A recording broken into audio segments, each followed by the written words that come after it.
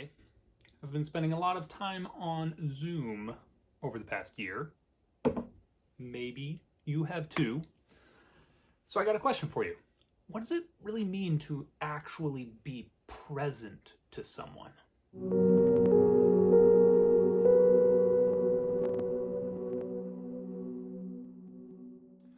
What's up, humans? My name is David, and I help people develop self-awareness and self-compassion, usually through understanding themselves, through personality, and through meditation.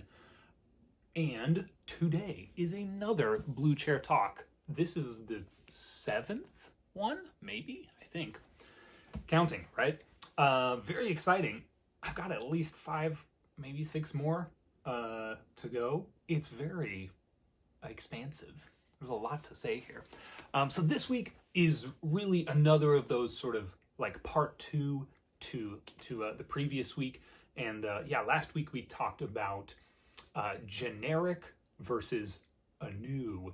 And a sort of similar idea would be the like categories versus unique individuality-ness of things, people, but also our experience in general, since that's what we're kind of talking about here when it comes to the hemispheres of the brain, right? That is what is always involved in everything we're ever experiencing, right? We've got both of those hemispheres, which have different values, different takes on the world.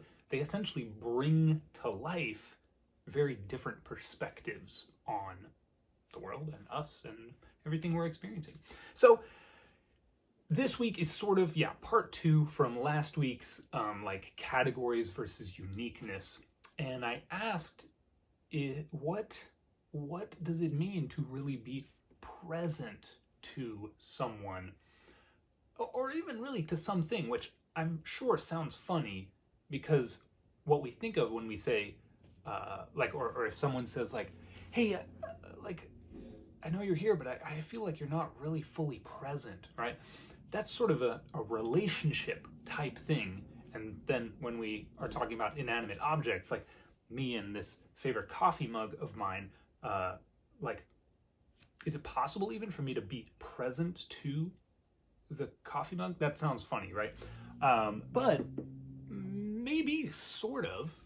And at least if our two hemispheres have sort of a different approach to this presence thing, right? Then yeah, maybe it's something that even applies to inanimate objects or just the whole world, universe, and our experience of it, right? So that's what we're kind of getting into today. And where I wanted to start, the first thing that came to mind with all of this, I'm currently studying to be a therapist, and you hear this phrase all the time in psychology circles, the I-thou nature of relationships. And if you haven't studied certain historical therapists, like famous big name people, and indeed some philosophers, that can go right over your head, right? You'd kind of need an explanation. But anyway, the idea behind that is instead of I, you, or I, it, the I, thou is supposed to be implying a level of reverence for whoever you're relating to. It's an anti-mundaneness to the relationship, and in fact to your disposition, right? Your disposition should be, it's saying your disposition should be a little sort of reverent, and that is a very helpful thing in therapy. Maybe you've wondered, does my therapist ever get bored or something like that? Well, to some extent, the antidote is for your therapist to try to cultivate as close to a non-stop I-thou disposition.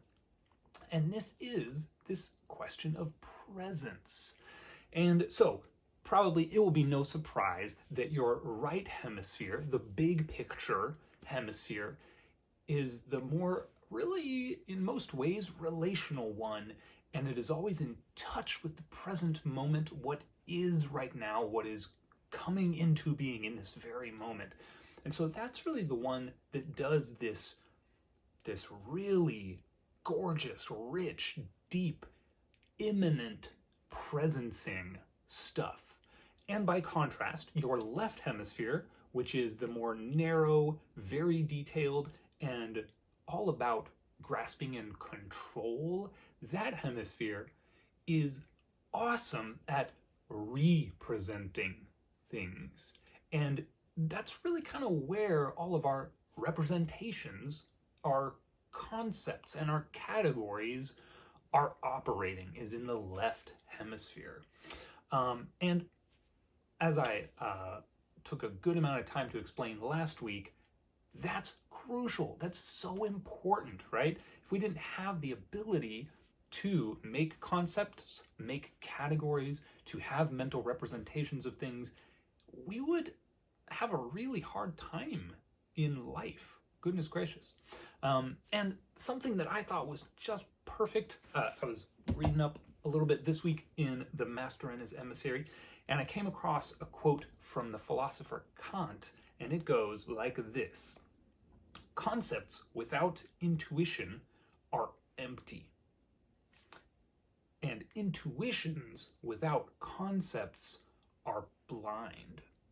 So empty and blind, fascinating, right? So those would be not on purpose necessarily referencing the hemispheres, but goodness, that is such a good way to try to articulate this difference that we're getting at here. If we are just intuitively interacting with our environment and going about life with no concepts at all, there is a level of blindness, right? It's a metaphor, right? Not actual blindness. But it's just we don't know what it is we're seeing, right? And that's kind of how intuitions work, right? Instincts and intuitions, it's just this sense, but it's hard to articulate that sense. And there's a kind of blindness to it, a level of like not really fully knowing what's going on in a sense. By contrast, if you have only concepts and no intuition, no life to it, right? That is so empty. And we just, kind of like last week when I was talking about when things are generic, we just like walk right by them. They're not very new or striking to us.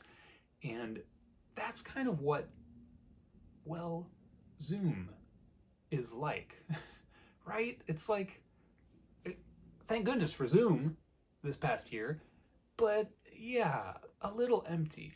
And it also reminds me of social media. And it's not just the like flat 2D nature of the screen that it's appearing on. There's a certain hollowness to it, right?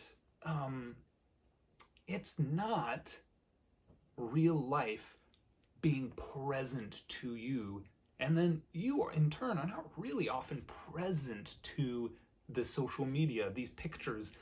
It's sort of like these are clearly representations, and they are pretty empty. Yeah, at least, man, after 15 minutes of death scrolling, it's just, I certainly feel empty. Have you ever tried slow scrolling? It's really weird, because it's not set up to really be a rich experience, but maybe give it a try sometime. Super slow, take your time with every single post, not allowed to skip any, makes the ads all the more annoying. But be present to each little post, right? As soon as you do this, if you slow it down enough, you immediately start to think more and more richly about the real human who posted, and maybe imagine that scenario and what might be going on in their life. There is a deep richness to true presence, and as we often say, like, you know it when you see it, or you know it when you feel it. And the same goes for when people aren't being fully present with you. Another word contrast that I was thinking of to try and explain this hemispherical difference, I was trying to think through like transcendent and immanent. So transcendent is like things that transcend and are like cosmic in scale or like sort of out there, huge. Whereas immanent is like here, now, almost an intimacy to things that are immanent. But those were the wrong contrasts, I felt, because actually both of those are very right hemisphere. And so I thought that the real contrast was between like this, at the same time, immanotranscendent experience that we can have, as opposed to a virtual experience where it feels hollow. It's like a hologram, right? So, all of this is to say that as we go through our daily lives, things can appear or feel really deeply, meaningfully, vitally present, or not, and sort of hollow and empty. And sometimes that's something someone else is doing that we're picking up on, but so often, and for our purposes in developing self-awareness and self-compassion, it's actually our own disposition.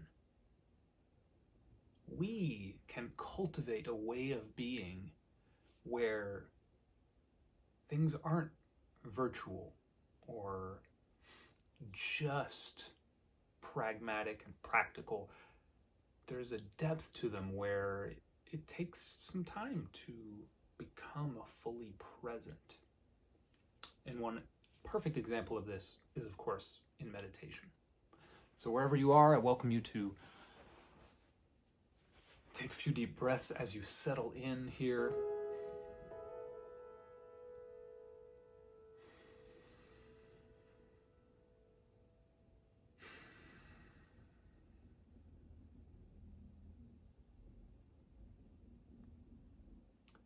And this week I'm going to give very little instruction, but it's also going to be a little bit shorter than usual. And what I want to invite you to do is try to notice each breath as if it were the first. By the second, third, fourth, our left hemisphere is usually kicking in saying, this is boring. Because every breath seems to be the same, right? It's just a category, a concept. Breath, right? Just breath. But actually, every breath is new.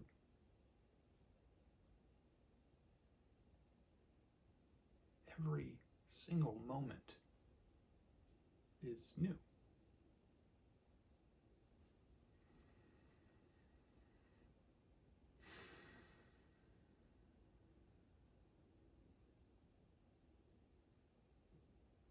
Be open to this moment, this breath, this new glimpse.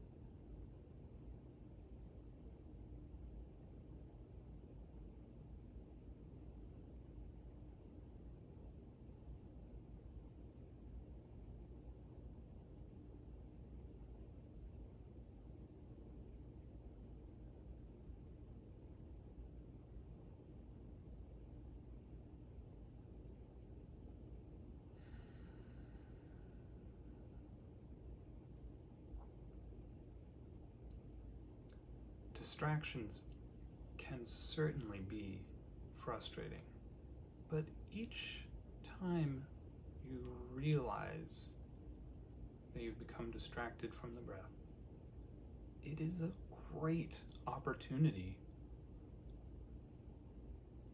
to take stock of that newness feeling. It's a little more salient when we're settling back in, and it really kind of does feel like the first breath again.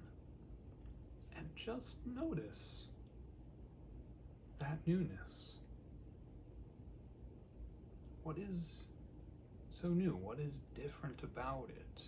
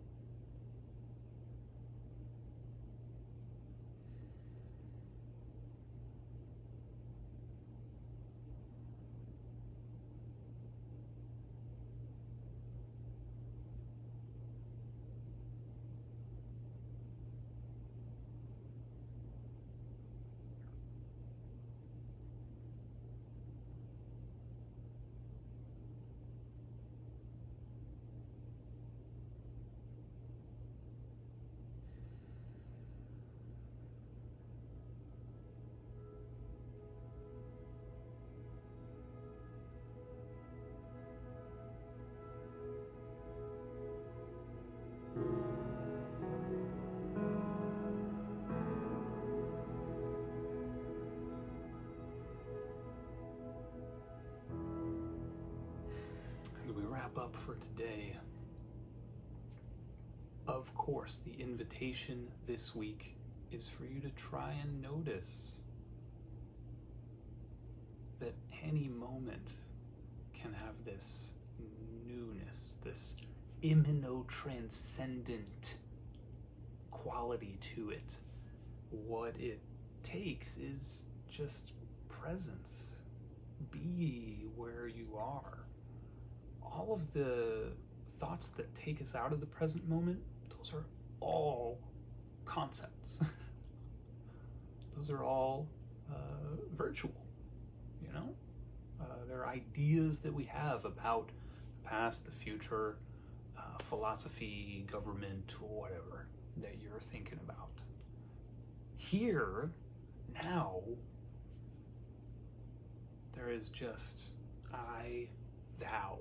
You know, when old people, when they're like giving advice to the next generation or grandkids or something, and they say the cliche, slow down and smell the roses.